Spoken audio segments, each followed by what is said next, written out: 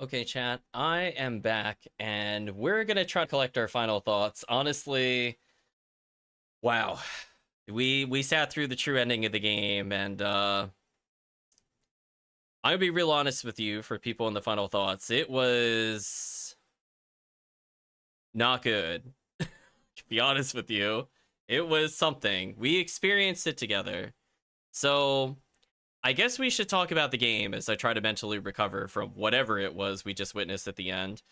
Um, from the standpoint of the way the game portrays itself, it's very clearly inspired from Chrono Trigger. You have kind of like the overworld movement similar to your party members following along in like a sprite-based game. A lot of some of the plot points and elements of that particular RPG are seen in this. Uh, we'll call it. I guess it's sort of turn-based RPG where the intent is that you kind of mix mechanics with time blocks or button presses on guard or attack in order to get extra hits out of things. And it has its own flavor to an extent. And I think if you were to look at this game at just a surface level, it has elements of everything that should be in what would be considered a really good game. It has really, really great graphics. It has interesting mechanics in regards to interactions with puzzles, changing the time of day or night, or kind of playing around with verticality in levels, I think are some of the strong suits, in particular the outdoor segments of the game. It has a really good soundtrack. A shout out to the composer. Speaking of which, let's listen to the composer soundtrack as we continue these final thoughts. And I think from that perspective, it has almost all the elements of what an RPG would be, could be good. It's somewhat easy to pick up. It's not super hard to master. There's a little bit of a learning curve in the beginning, and you can feel it with the difficulty as you're slowly unlocking options. The game feels a little incomplete. So I can see players being lost from a combat standpoint, that it is a kind of slow build, gradual gain, and some people might be turned off at the slow rate of ability gain in order to kind of spice up combat. But I think overall, that is not what bothered me in the game. For some people, I could see it being a make or break, whether they like the little clocks over the enemy heads or the particular icons needed to break an attack and interrupt it by matching elements of your strikes or spells or whatever. Where I think the game really falters, and this is going to be really hard to talk about in a non-spoiler section, are the characters and the plot. I feel there are so many missteps with this game, and they really squander what could have been an otherwise interesting concept with both awkward pacing and frankly like one or two dimensional characters. So like I'll give an example. This game starts out with us having a narration to kind of catch us up to like the present events. Then it makes us go into a flashback, and then the flashback resumes the pacing from where we were prior to that point. So there's already just kind of weird narrative and game choices to have two establishing mechanisms to introduce you to what the plot is doing, stack back to back. So you could tell something is not quite right. And that by itself wouldn't like break the game experience. For me, it's very notable on a narrative stance that it did take me out, to be honest with you, for like the first half hour or so. But from the perspective of like the characters you meet over time, you don't really get attached to them. Like maybe some people do. And again, this is really hard to not go into spoiler territory, but I feel like a large majority of the supporting cast are literally defined by they have one Joker catchphrase and they will die on that hill if they do not get that Joker catchphrase out every time you talk to them. and it is just kind of like borderline insufferable with some of those characters, because there are a lot of characters like that. Or how, like, from a very general, as non-spoiler way as possible to talk about this, the game is kind of built up with the premise that you are in training to fight the big bad, without going into super details. And there are like 4 or 5 characters they introduce talking about prophecies and stuff like that. And by like the 3rd person you talk to about this, and they're not in the same area, just to be clear, they're in like different locations around the world. By the time the 3rd person has the same gimmick of, oh, we know the plot, but we're just not going to tell you, it definitely is like an attrition on the player to still care about some of this stuff, where it is just like endless. We know the plot and won't tell you. There's allegedly some rules where they can't participate and help us, which is one of the most annoying tropes I've seen in writing. The only other game I can think of that has done that, in which absolutely irritates me, is like Tales of Zestiria, which is not good if we're comparing to that game. I would just like to state for the record. But from that perspective, there are specific elements of the story we'll get into in a plot spoiler point, but I just feel from a general perspective, it is really disappointing that you are not the driver of the plot. You will find this out very fast, that you are not the protagonist, and we'll go into more detail about that in the final parts. So if you are looking for more of a freeform adventure where you feel your characters are making choices and you have the agency to do something in the plot, whether it's a side quest or moral choice or kind of being with them through tough times, none of that really happens in the game.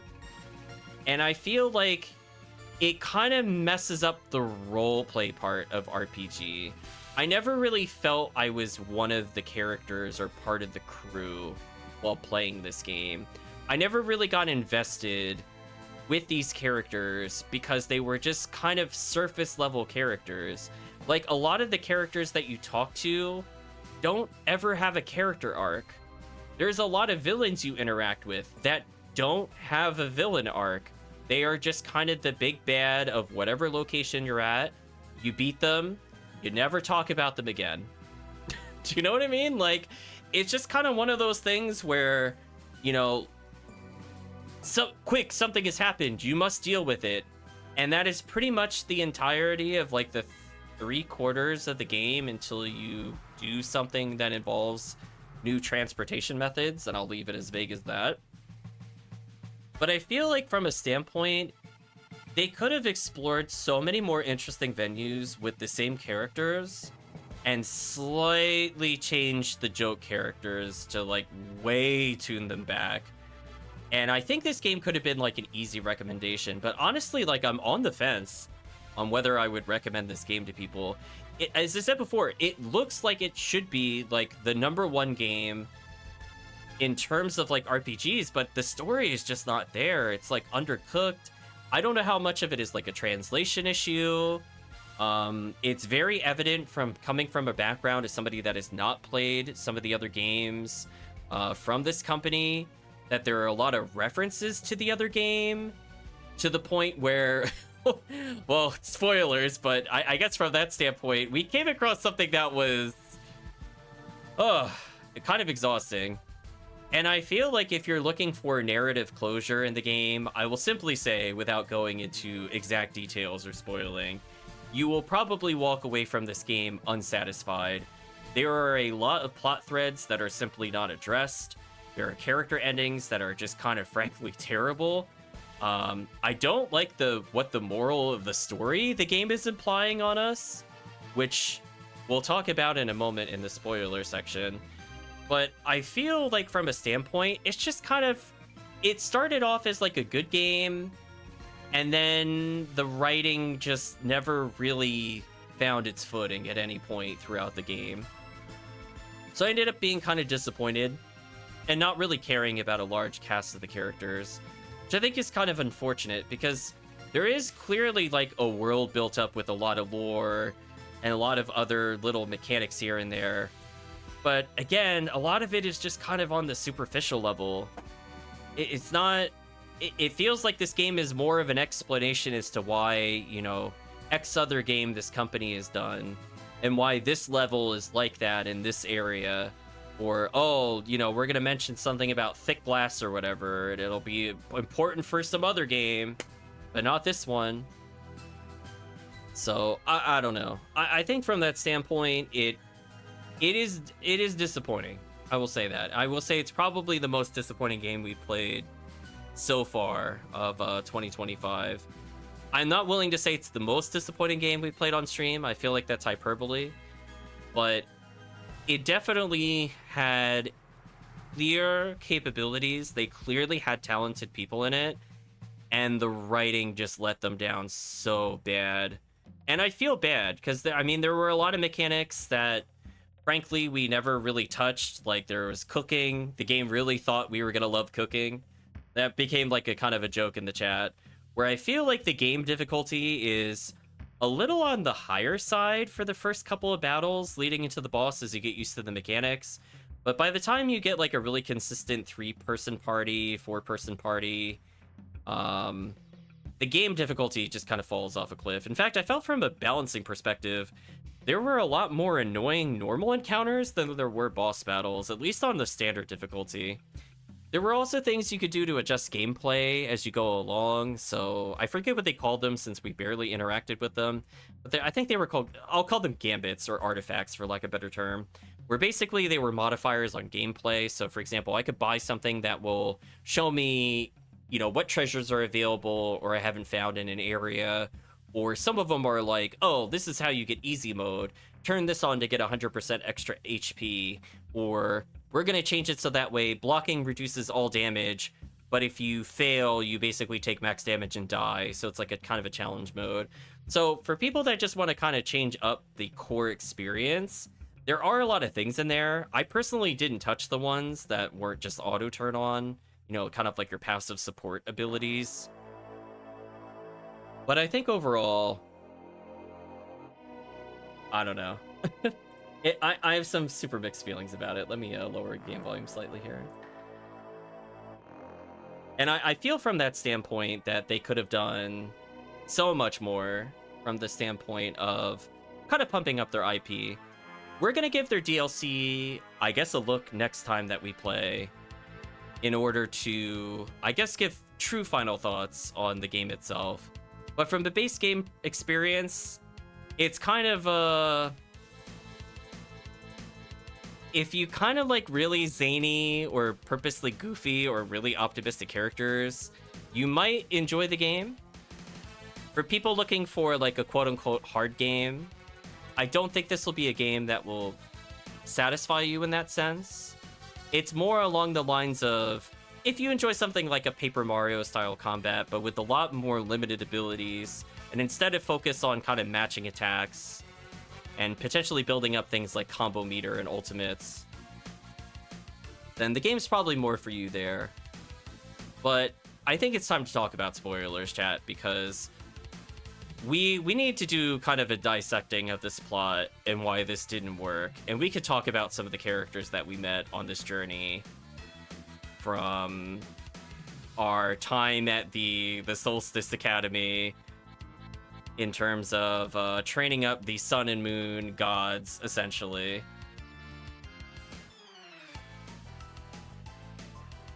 I feel like from the standpoint of the game, yeah, oh boy, it's so much to unpack. Honestly, the starting town came off as a cult. They talk about how the Great Eagle delivers people in order for them to be trained to be warriors of the sun and moon. And those are the powers that can be used to fight the Fleshmancer's minions. And they happen to only be weak to those things during an eclipse. So this is all established super early in the game. So the problem with it is that very early on, you get introduced to a childhood friend who loses their eye, and then you're separated from them as you go in this academy training for years. You go from children to basically young adults. And kind of the issue of balance is a bit glaring there. And I think chat can agree. when you first get Garl, the childhood friend, he is better than you. And unfortunately, that carries over in the narrative of the game. So if you thought that you were going to play as one of those two characters, because you choose them and you can swap them out as you needed, who's the quote-unquote main party member between the Sun and the Moon characters. If you thought your choice really mattered, no. You're going to quickly learn that this is Garl's story. This is really about you following Garl rather than you protecting the people. And everything just comes back to Garl. And it's really, really unfortunate. In fact, almost every single plot point that comes up is basically advanced because Garl is there. Like, the game outright tells you, with the cryptic BS of the 4 sages, or 5, I guess, if you maybe count the computer thing, that basically this is, you know, there are many realities in which you lose, and that the Fleshmancer takes over the world, and this is like their one shot to correct things. You know, this is your Avengers Endgame. We saw the 1 in 600,000 or whatever. And they're saying like, oh, Garl is basically the savior. Garl this, Garl that. Elder Mist teaches him this, and he gives you cryptic nonsense and refuses to elaborate further. They at no point bring up why these rules are established. They don't talk about the consequences of breaking the rules. It never really comes up in terms of importance. Garl equals Devin the Well. Oh my gosh, don't even get me started on that weird tangent in the post-game Flimsy Hammer stuff. So from that perspective, the game is just about Garl doing things, and you're either helping Garl or you're bemoaning and crying that Garl is no longer there. Because spoilers, he gets chronoed. So he dies, but you can bring him back if you want for the true ending.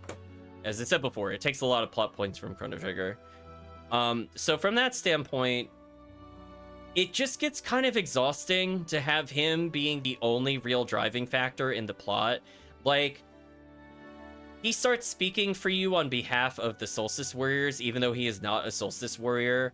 He'll go to, like, the mines to deal with Malkamud, and he'll go like, oh, this person's not evil. They're just misunderstood, and we just have to show them that they're okay to be who they are. And that'll solve all the problems. And that is somehow the solution to dealing with one of the earliest villains in the game. Somehow. It's baffling. Honestly baffling. Then you go to fight a necromancer whose whole thing is like, there are these things called dwellers that can only be beaten during the eclipse. And they are like completely unbeatable because they're on an island in which the sun can never shine again. And how would the power of the eclipse / the combination of the sun and the moon overlapping and having unity be able to reach them if they're in this eternal shroud of darkness? So you're in a place of like hopelessness, and then like Garl gets cursed, and like it looks like he's about to be sacrificed. But don't worry, because somebody will come in and save Garl, because Garl is the most importantest, greatest character of all time. And they introduce Sarai, who is woefully underused, and she introduces a whole plethora of plot holes that I don't even know where to begin with her. He's definitely super special awesome. I don't even know where to begin with how many problems Sarai introduces into the plot. I cannot even fathom how many plot holes she introduces just by herself. So, big problem is that you see her originally just kind of stalking you, and she's able to cut holes in reality to warp anywhere that she wants to. So, like, the immediate question when she joins your party is, why do you have to walk anywhere? Why don't you just warp to the location that you could be in? And they establish later on, it's not a thing of like, oh, only the user of the dagger can go through. They do it for like a gag that she throws like hundreds of items out of the portal at one point. So like they establish in universe this character is capable of moving stuff to and from without necessarily exiting the area. And you just kind of find yourself questioning why there's any kind of pressure at all, when a lot of these things could just be solved like, oh, let me just drag the person through the portal and then come back and drag the rest of the party. And yeah, they just kind of solve things by being like, oh, do you think she can only open up a portal as big as her? Well, don't worry, she's just so good and so great at this. She could cut a portal as big as a whole building. and let in the light from another place through the barrier. She could just do that. She could have done this at any time. Why even bother traveling on boat, or as we like to call it, the insufferable pirate ship? Which, by the way, is probably about the point of the game where they introduce you going from one of the main continents to the other locations via boat. The most annoying support characters. Oh my gosh, chat. I do not like the pirate crew at all. There's not a single character there that did not like actively make me want to grind my teeth and like actually just go ugh, with just such annoying one-line quips. They're so annoying, chat. They literally are like, oh, if danger isn't, my danger's my middle name, or oh, if my name isn't Kinnithin. And that's all they say. That's all they say to every conversation, every scenario. It's always 2 lines of plot and then joke. And then it's like that for every single damn scene that they're in. And at one point there's like 4 joke characters all talking to each other, and they just like literally just line up, and it feels like they're just getting like tickets to like get meat at a deli. They're like, number 1, okay, number 2, come on, get your helping of terrible joke. Come on, your number's up. Number 3, number 4. And they're just so insufferable. I really don't like those characters. And I feel like it's kind of a sad part, because there are some moments of the game that are like genuinely interesting that get completely overshadowed by how terrible these characters are. Like, I think there are moments leading to the pirate ship that were interesting. Like, it was kind of funny when you got flung between islands, between the giant golems. I thought that was a memorable part of the game, and it kind of like harkens back to the SNES, like Secret of Mana, you getting shot in a cannon and spinning in a circle and landing in a very unrealistic way somewhere far away. I thought that was actually kind of interesting. And it's such a shame that like moments like that are overshadowed by pirate tells the same joke for the 30th time in like the 10th scene, does very little to the plot, and everybody loves them, and they will tell you that they love them, and they will go out of their way to include these characters to make sure that they have nothing of interest to say to the scene. So terrible. Dango says Yar 2 is better than 1. Yeah, pretty much. It's something else. It's something else, chat. Welcome, Remote. We're in the final thoughts.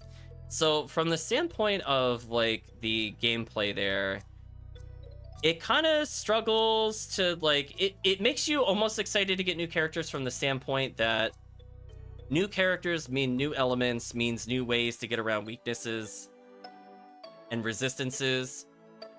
So at least there's like a mechanical reason to care about getting more party members. But man, oh man, chat, just absolutely brutal. I don't know what they were thinking with some of these characters. I really wish they didn't give the other character the teleport daggers. Then the fact that she also knows what the plot is. How many characters in this game knew the plot except for us, right? Sarai knew what most of the plot was.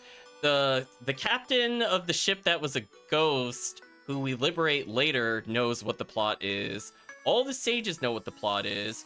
The absolutely horrendous Great Eagle, who we learn is a person, they just can turn into an eagle, which is actually a plot point, I guess, at some point.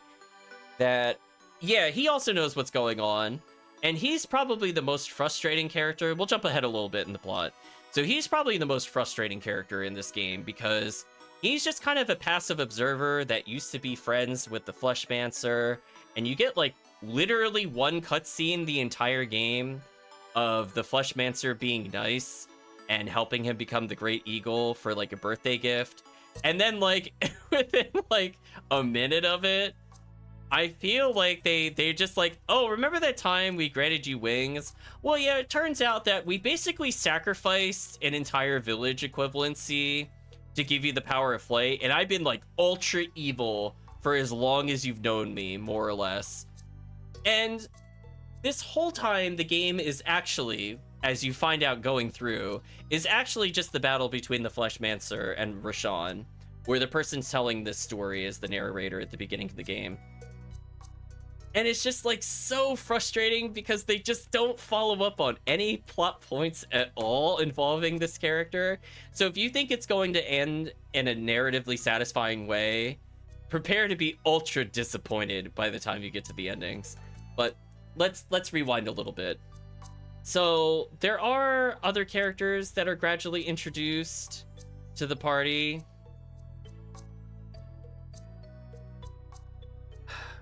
And I feel like as you start going through these dungeons, you'll notice an issue specifically with the dungeons that are, we'll call the interior or the inner dungeons that aren't these big outdoor stages. The outdoor stages are great, actually.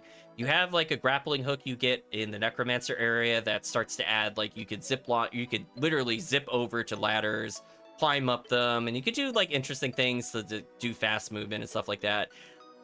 That's probably the last good indoor dungeon, is the best way to frame it, that's in the game.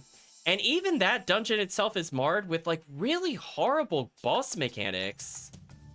Salvation says, leave my contribution, enjoyed the gameplay, enjoyed the music, enjoyed the visuals, everything else, nothing. He likes hard mode. I don't think I would enjoy this game on hard mode. I'm going to be honest with you. I'm thankful we did not amp the difficulty. If I had to repeat any of these annoying gimmick bosses that are very prevalent, from Gar being taken out to Serai being introduced, I would like tear my hair out. I would have no fun with this game. I would have quit definitely if we had to do this. So I'll give an example of a boss. I'm glad we didn't play on hard mode because it was just really boring and unsatisfying to fight. Does chat remember the seed demon in the greenhouse and the mansion? Do you enjoy boss battles where it summons 4 minions that you have to kill in order for you to damage the boss, and the boss just spends every turn that they're dead building up to just revive them over and over, and that's the whole gimmick? Do you like that? Do you like just wasting your time killing the minions or the tendrils or whatever it was equivalency over and over again because your AoEs can't hurt the boss while the minions are there? Do you like that? How about we just do it for like 6 minutes or 10 minutes straight of you just like whittling them down. They can't kill you. You can't really kill the boss yet. You get like 4 hits in, maybe 5 if you do disorient to delay their turn. And just repeat the cycle over and over. You love ad fights, says Dango. Ugh. It is just so bad. And I find it weird because the other fights, they introduce, I guess, kind of a mechanic, which I didn't talk about in the non-spoilers, but you aren't necessarily told how to break the attack or break the lock on the spell that they're attempting to cast. So you'll see like 5 boxes appear. You have abilities that could tell you what the weaknesses are, or you could try to fish for it.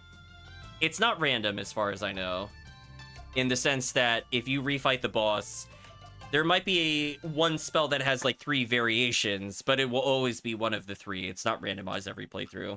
So I feel like the bosses have more of a strategy to them, and that you're intended to basically kind of boost your melee attacks to mix sword strike or blunt attacks with elemental strikes in order to break the locks faster, or doing combos to burst it much easier, or using ultimates to do like 4 or 5 hits in a row in order to break them.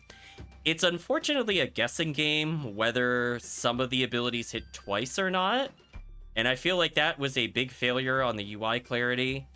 Like, some of them will be in the skill description that it hits twice, or it could be hit multiple times. But there's other skills where it's like, it'll take out 1 dagger and 2 poison. And you're like, why doesn't it just take out 2 dagger and 2 poison?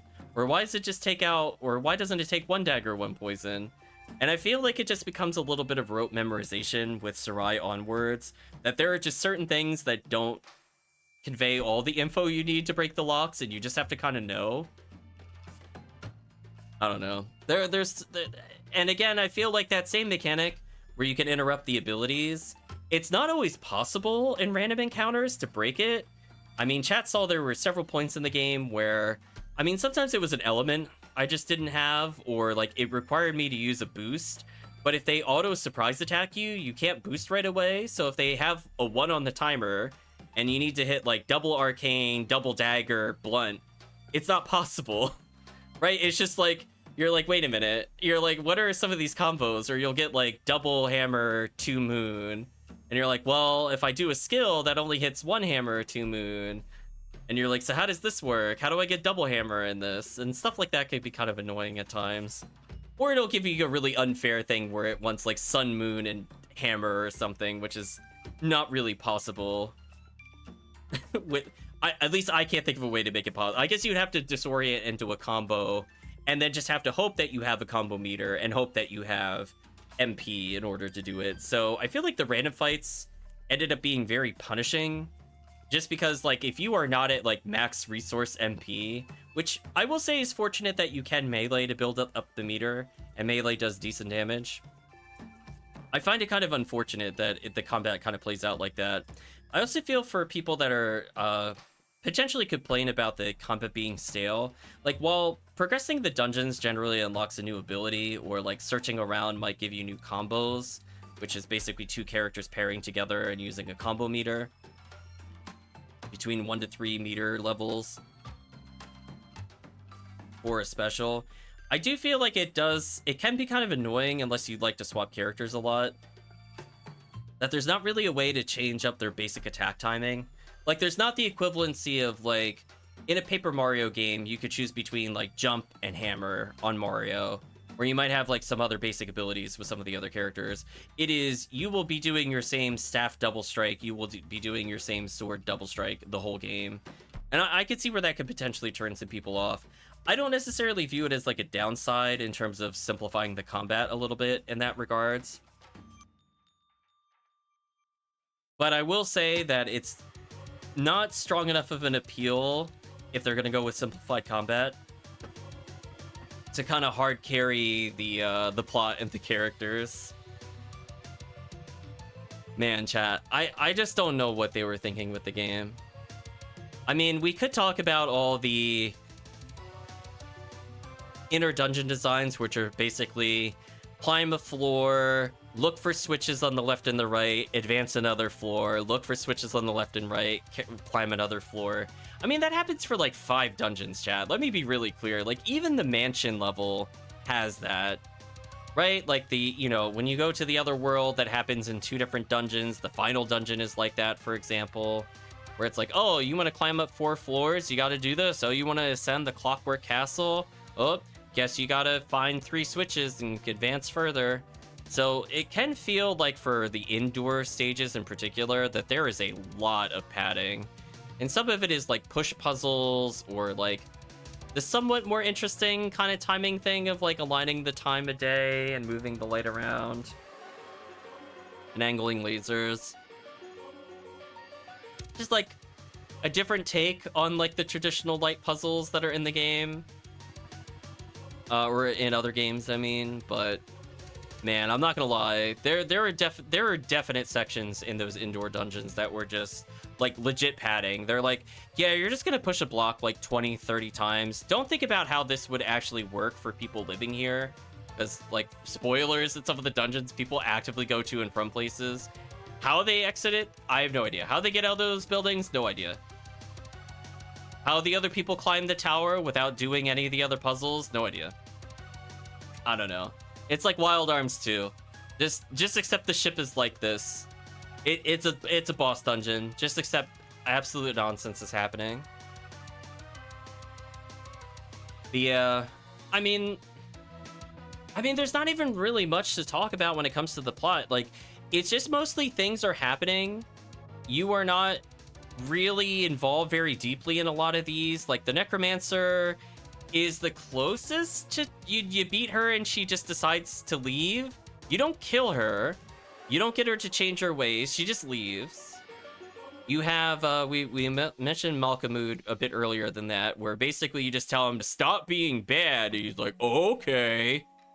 like that was really lame. But oh boy, chat, I think we can all agree, where if you were even remotely on the fence, if you were trying to defend this game, that, oh, look, they threatened a protagonist and he briefly left your party, so it felt like there's something on the line. If you feel like the game didn't jump the shark prior to that point, oh boy, the sleeper arc is terrible. It is one of the worst sections of games I've seen in a while. It was not fun to play. The plot is essentially Gar has been told by multiple sages how he could change the world and improve the timeline, and that there is a giant dragon wrapped around one of the continents that you pass by, which I think is cool world building. It's neat that when you go from Malcolm's place to the port town, that you see the dragon. Like, it's so big, it's on the world map, and you get a cutscene of you going past them and all these other things that they're building up, that this thing is going to be really important. You know, you potentially will destroy the world if the mole people ever stop doing, playing the music. They could just die at any point. You're like, wow, that seems like that's going to be a really obvious plot point later in the game. So how are they going to address that? Are we going to defeat it later? Are we going to do stuff? They're like, what we're going to do to this giant, like, city-destroying dragon that everybody's scared of, and they literally, for generations, have put this thing to sleep so that it wouldn't do anything? They're like, how we're going to solve it? We're going to bake some damn bread. And it was the dumbest plot point I've seen possibly ever on stream. I was, like, in total shock. I was like, so you're telling me this thing destroyed towns, and your solution to the giant potential world-ending dragon that people have dedicated generations of family to make sure that it can't do anything is to wake it up on purpose and feed it. This is so stupid. I was like, this is so stupid. The whole plot point too is that, like, you also needed to bake it in a place that is big enough for it. So you had to get all the previous characters you met, like Malcolm Mudd, who's an Earth Mage, to, like, build you essentially a giant oven in a volcano. And it was just the game rattling off all these things. We know it'll work because the game told him it would work.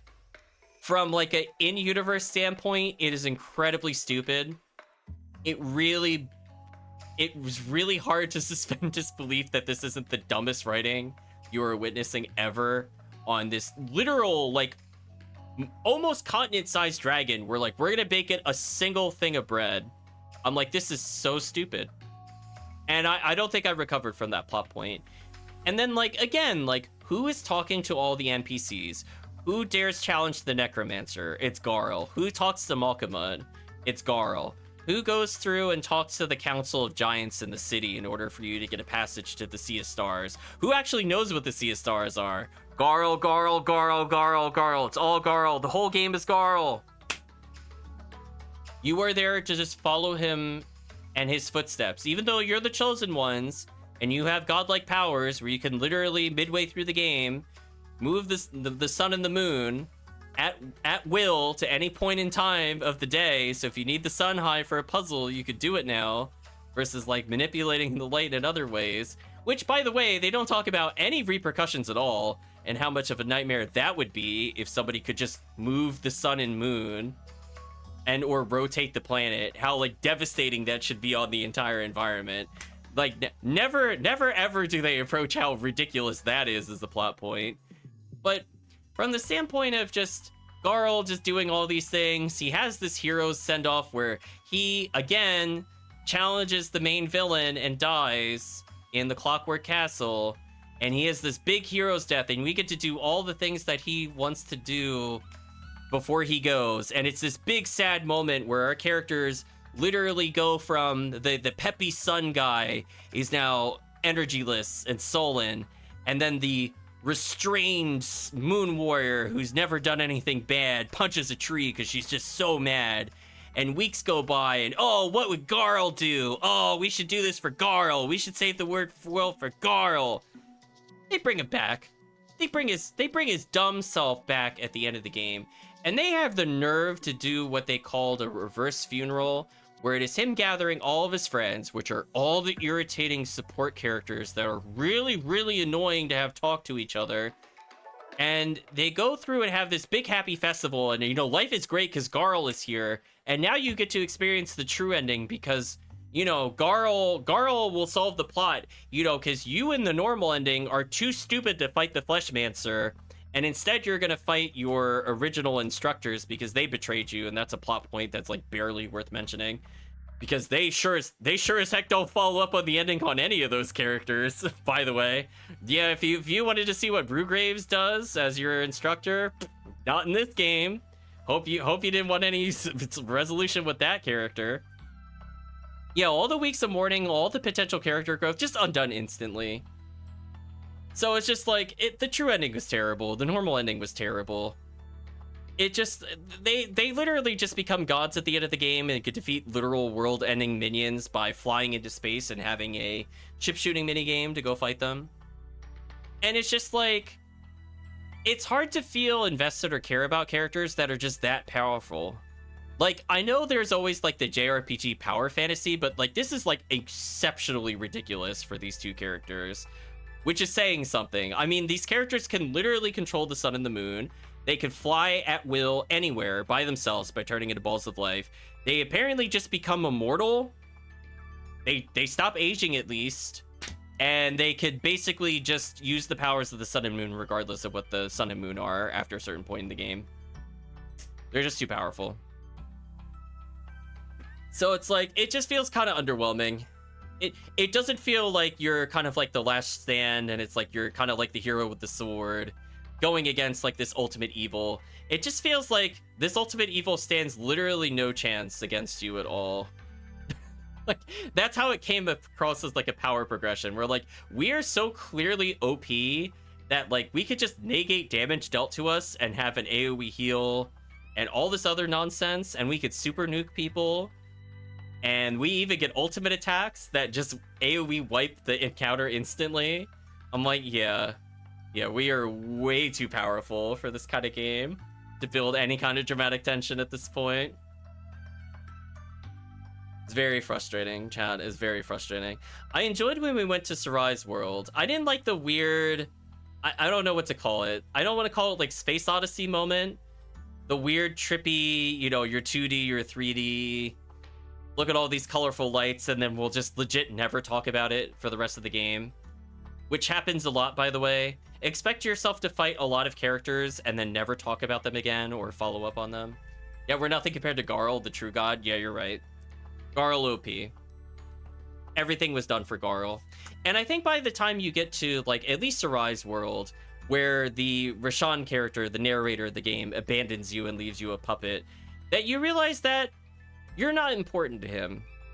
And you also realize that the game devs slash writer doesn't really think much of you, because that character is technically the big, not even the catalyst. They are the driving force of all the plot points in this game. They picked you out in order to save the world. They help you along by giving you a relic that improves your powers. They make sure that your companion is there in this timeline, because of course there's multiple realities, so that way you'll succeed this time. Garl's given all the advice from the sages, whose advice presumably stems from conversations from the same person, Roshan, who has seen the multiple realities, therefore they would know these things, because they too either tap into it or they are directly related to him in that sense. So then the game tries to pretend that this character is like, oh, I can't fight the Dwellers directly, because, you know, that would be breaking the rules. And then you're literally fighting, like, their second in command, and you fight, like, literally the Fleshmancer with the puppet character. And I'm like, what was the whole point of the rule system? You've been setting up this whole damn game, and then the final boss, or final bosses, plural, are all like, yeah, we're just gonna ignore the rules. We could have done this at any other point in time to help you, but nah. I was like, come on. Remember that, chat? He made this whole big stink like, oh, I cannot defeat a Dweller. It is really bad if I interfere with the Dweller, blah, blah, blah, blah, blah, blah, blah. And what does he do? What does he do the entire game? He cheats. So he's not a good character. Screw that character, chat. And the fact that, like, the true ending, the best ending of the biggest air quotes of all time, ends with him taking away the Fleshmancer without saying a word, without explaining where they're going. They just portal away. And that's the end of the game. You don't defeat the Fleshmancer. In the normal ending, you defeat the lieutenant and the Fleshmancer goes, I'll leave you alone for now, but I'm still probably gonna kill other worlds. And you're like, really? That's the end of the game? That's what the buildup is? And I was making the comparison in stream where I was like, could you imagine if you fought Lavos and it's called like Chrono Trigger and you're like, wow, this thing is going to end the world in 1999. Oh man, we're going to defeat it. We're finally going to defeat it. And then like Queen Shallow shows up and she just kind of like, oh, I recognize you. And they just portal away. Like how unsatisfying that would be. Because I mean, that's basically what happens. You fight like the thing that is creating the Lavos monsters in order to stop him from ruining worlds, plural, multiple worlds. And he's such a threat to the universe that Roshan has to dedicate basically his life, both of them being immortal, to stop him. And yet they're friends still? I don't know. The narrative was just out the window. Honestly, it was so bad. The pretty much from like the baking bread onwards was terrible. And then, oh, don't forget there's also horror cameos, like the, how could we forget in our final thoughts to talk about the Artificer, where there are basically children that have aged up into like several hundred-year-old adults working in the Clockwork Castle, which is where the big bad's lair is, where time doesn't move as long as you're in the castle, but if you leave the castle, you age instantly and die, or at least you lose time equal to how long you spent in the castle. So then they decide that after Sarai's people have been converted into robots and basically their souls have been ripped from their flesh and they're forced to live in these robot lives and robot bodies to basically be feasted on in this other world that has no sun and moon and all is lost unless the Solstice Warriors could get there. So all that is going on and the Artificers know all this, hear all this, and then they're like, you know what we're gonna do in order to help you out in the other world? We're gonna mind meld all of us together into a robot body so we could leave the castle because the robot body doesn't age. And I'm like, that is such a horrifying creation.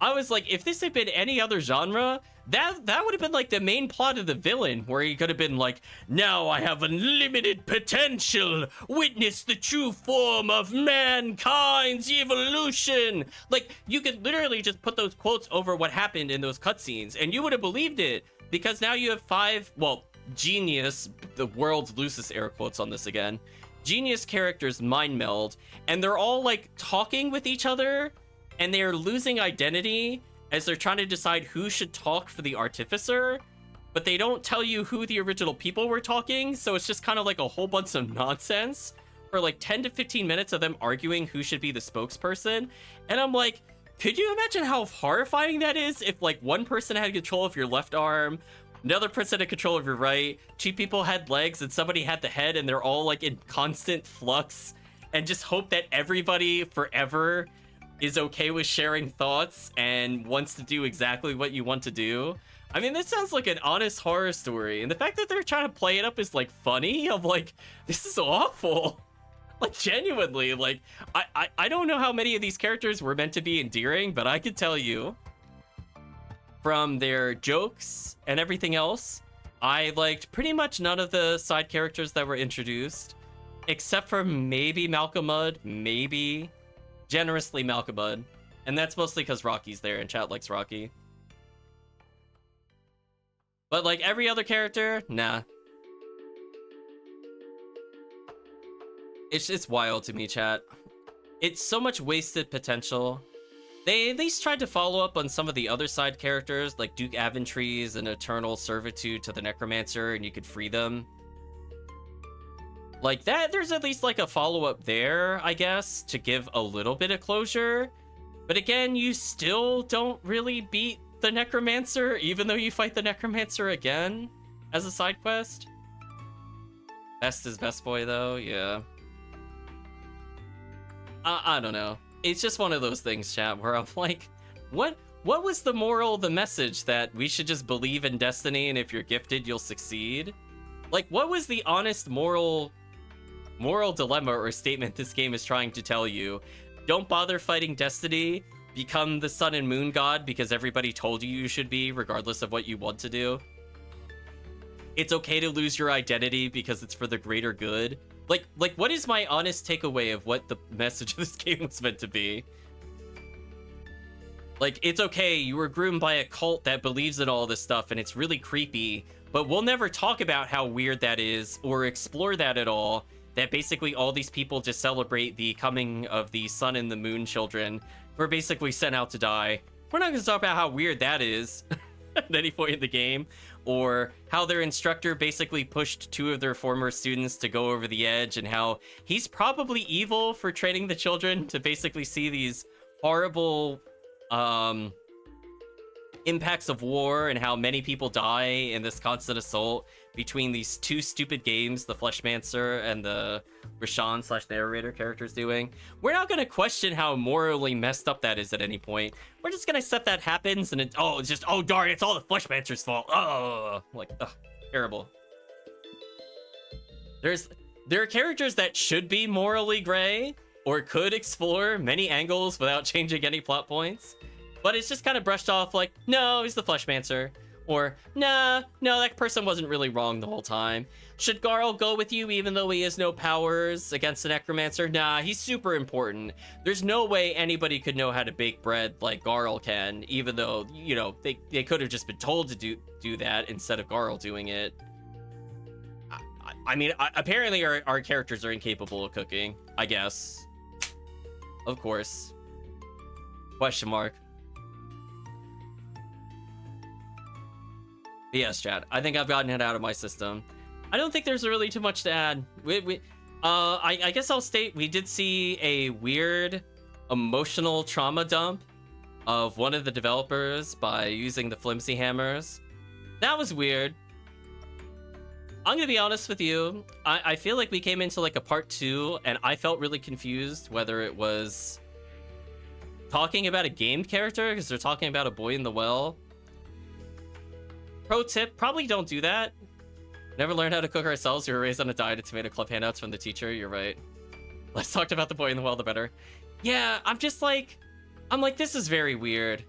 I'm like, I don't like the implication that potentially the Garl character is a stand-in for the writer's grandmother. I don't know if that was supposed to be my takeaway, of being the light to shine upon the darkness, and that's why that character is like overly, I guess we never talked about that directly. Garl is like disgustingly overly positive. He's like, oh right guys, oh boy, everybody should like me because I'm always positive about everything, guys. Oh my gosh, Garl gets really annoying. It didn't bother me at first because I'm like, okay, you know, he's just excited to be with his friends. There's nothing wrong with that as they go for a journey and he finally sees them again after several years in the academy. There's nothing wrong with that. That fit narratively. Did it make sense he was like really positive as we went into like the Necromancer lair and nearly dies? He's like, oh, it's okay. You guys were here. It'll be fine. Or, oh, I could do anything as long as I could support you guys. You guys are so great. Blah, blah, blah. Just like, oh. Just, oh. That's how I felt, chat. So, I don't know. Having to put up with that an entire game is just exhausting. But I think, chat, the real conclusion, and we gotta talk about this. This has an okay fishing minigame. It's not really that great. It has contender for worst minigame of the year. We're gonna talk about wheels. Wheels suck. Wheels suck. That is a really unfortunate thing that if you want the true ending of the game, you have to do it. If you want to play through the game normally, and you just like, any ending is fine with me, because the true ending kind of sucks anyway, to be honest with you. I don't think it's worth your time. It's honestly better that Garl remains dead. It's more narratively satisfying that way. But yeah, wheels suck. I will admit on stream, I didn't understand the rules for the first couple of wheels, so it was a bit more difficult there.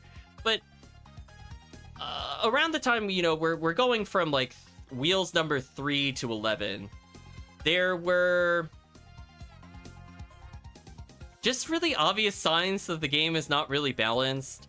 Between the AI being able to like triple energy up, which you require 3 of a matching symbol, and again you could get one or 2 or maybe 3 in a single slot roll, and you can lock in certain slots and re-roll the ones that are bad up to 3 times to try to get like a quote-unquote good hand of abilities, whether it's defensive or offense for one of the 2 champions, which you could sub out before battle. It could be like a warrior, an archer, etc. And they have different gimmicks on how their attacks work. Wow, oh wow, I have no idea how I beat the one in Mirth. That assassin priest combo was disgusting. The amount of RNG needed to win that, like not even there is no strategy after a certain point. If the game rolled 5 or more energy, it doesn't matter what you do. It doesn't matter. It doesn't matter. That combo was the worst. That was like unforgivably terrible. The fact that you could play the game, the AI can roll higher than you in every single slot, so they can outspeed your growth on any of the other champions that you have. And the fact that they have a character that can negate one attack every time they have energy. Spoilers, they can roll like 6+ energy and always attack every turn. Literally eliminating one roll from attack all the time from you. In the worst case scenario, or the best case scenario, it's only one attack. And then on top of that, they have a priest that constantly heals and can give energy to the rogue. So even though it requires like 4 or 5 energy total in order to attack, they could just roll over 2 to 3 energy to the other rogue, and then they only need 3 energy to attack you again. So with their ability to just roll triples, they could just get attacks constantly and play defensive. And it's really RNG whether they bother building up a wall for defense or they just go for double attack. And if they happen to just roll triple energy on the rogue, it's just kind of over for you. You don't get to play the game. So that was terrible. I don't know what they were thinking. It's a very easy thing to rebalance. Rogues should not be able to negate attacks. They should be able to add energy after attack phase. I think that would have been fair.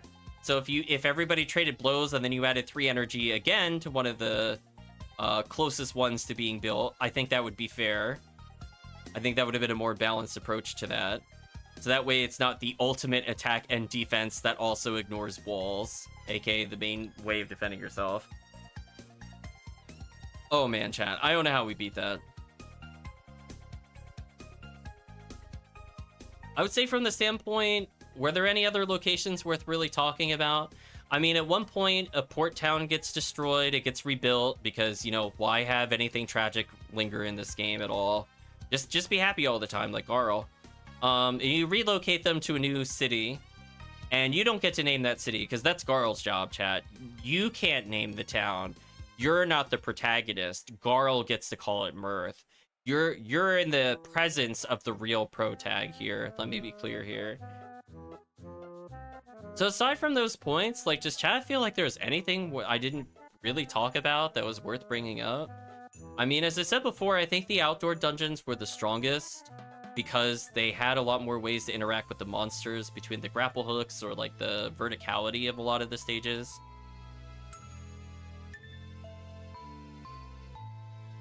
The quizzes, yeah. They have a minigame where you can complete the quizzes in order to, you answer game trivia, which is really boring. Your reward is money, which is not really interesting. If people miss it, I guess the game is slightly harder because you have less money. We ended up just selling our cooking ingredients because I never cooked, except for the one time we needed to cook to get a rainbow conch, which is just the game's way of saying, find 60 things in order to get the true ending. The arena forcing your party. Oh, those are pretty minor in this game of things. There is like a Coliseum battle towards the end of the game where you have to play with specific characters and you don't get to choose your party, which is a bit unfortunate. Trying to think if there's anything else that's like kind of big. We talked about wheels. Wheels sucked. I mean, there's things that collect like composer sheets, so you get to listen to different songs while playing wheels, I guess. I will say from the standpoint of weapons, I guess I didn't talk about it in general. Weapons are just kind of stat increases. I talked about before they don't really change your patterns. They also don't influence what things it breaks. So at no point will you have like a fire sword or an ice sword. Like you literally will just always have sword or a slightly better sword. So equipment can be kind of boring from that standpoint. Oh yeah, there's some weirdness with some of the, well, as I said before, some of the inner dungeons are kind of weird. Like they'll put restrictions on your character and how you can move. I'm pretty sure we broke a puzzle by accident. I don't know if chat clipped it. Honestly, we should go back and clip it if it was not clipped. Where I definitely zipped to a ladder I don't think I was supposed to be able to reach. But yeah, there's just like weird kludginess with some of the puzzles. And a lot of the puzzles are just, they're mostly on the basic end. Like, I don't consider myself a puzzle expert by any means. They're not very hard to figure out. If I can figure them out blind, they're not super difficult. There's a lot of push puzzles. You get a wind charm equivalency, wind bracelet to move objects around. There's like an undersea place. I don't know. As I said before, they just feel all kind of samey to me. Like, think about it. Like, the undersea place where you're trying to get to, like, Rashawn's location is just go to the side areas, hit the levers, go up another level, go to the side areas, hit the levers, continue upwards. I do think, like, the inner dungeons or the inside dungeons are the worst versus, like, the outdoor areas. You see, no to blame for the bug thanks to the dev wall. Yeah, true. Or the dev room, I mean. So, yeah, I mean, I feel kind of bad because, like, as I said before, like, animations were fine, graphics were fine. I think there was, like, one time total we saw a graphic glitch in the game, and it wasn't, like, the worst thing ever. They had a good sense of, like, composition between, like, foreground, midground, and background.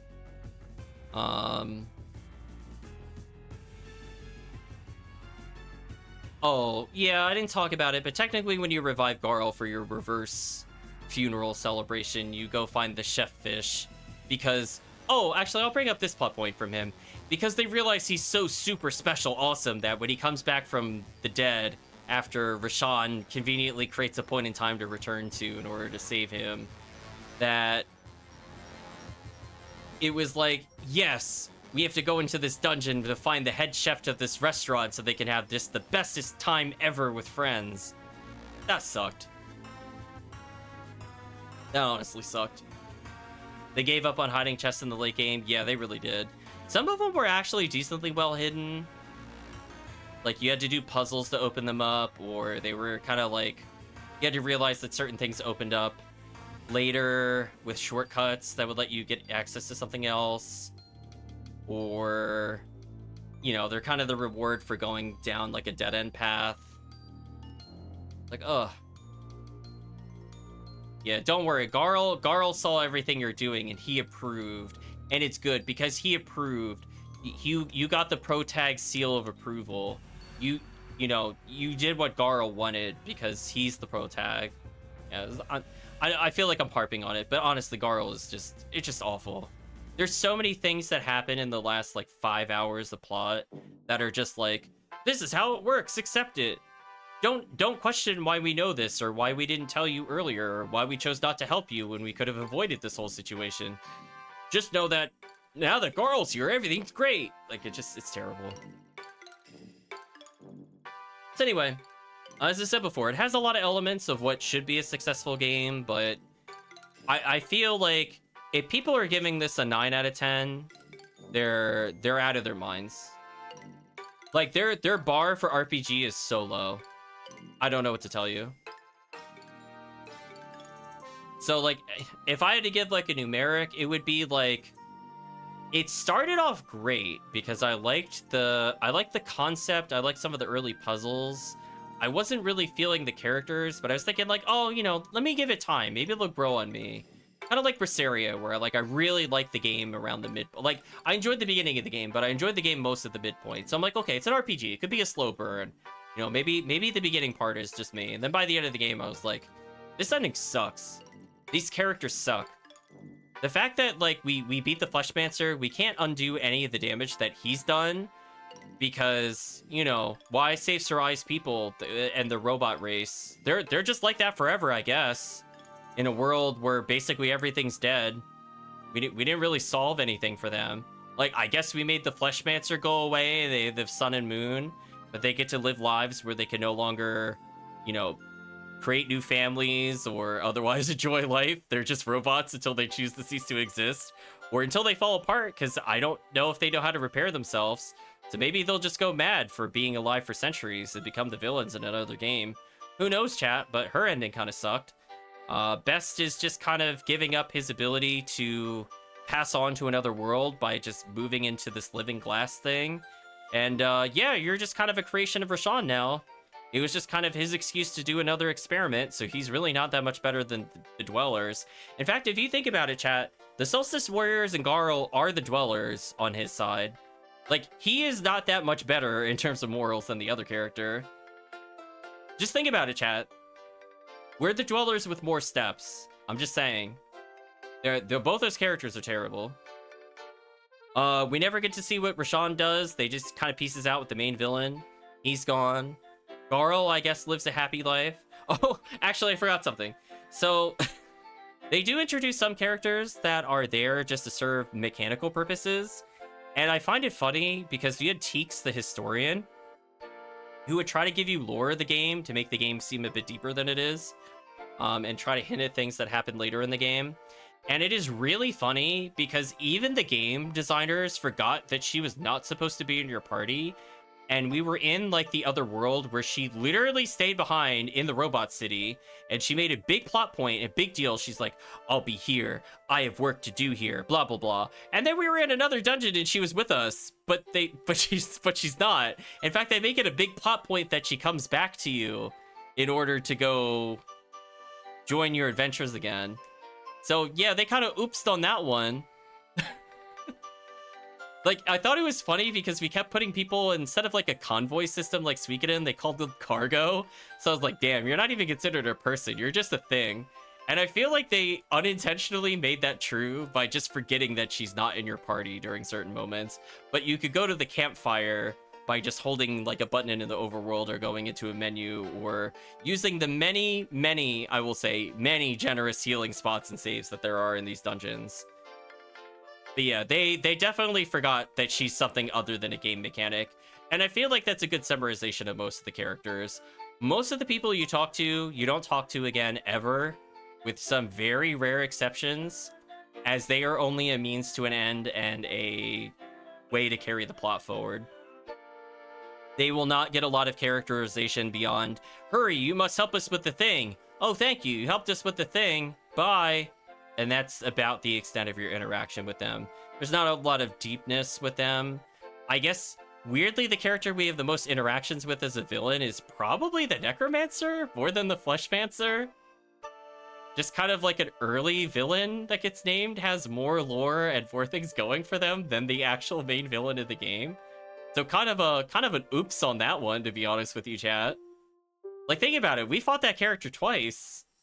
That's more than the Fleshmancer. We don't even fight him at the normal ending. Craziness, chat. Craziness.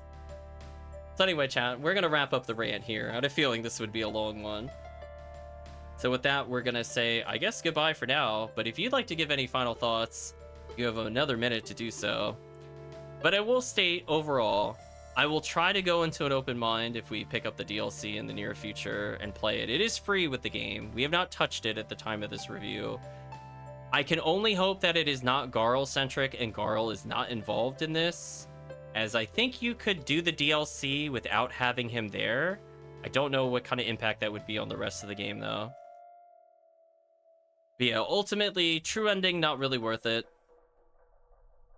In fact, I feel like it was the worst of the endings, because not only does the main villain get away, but we don't really lose anything.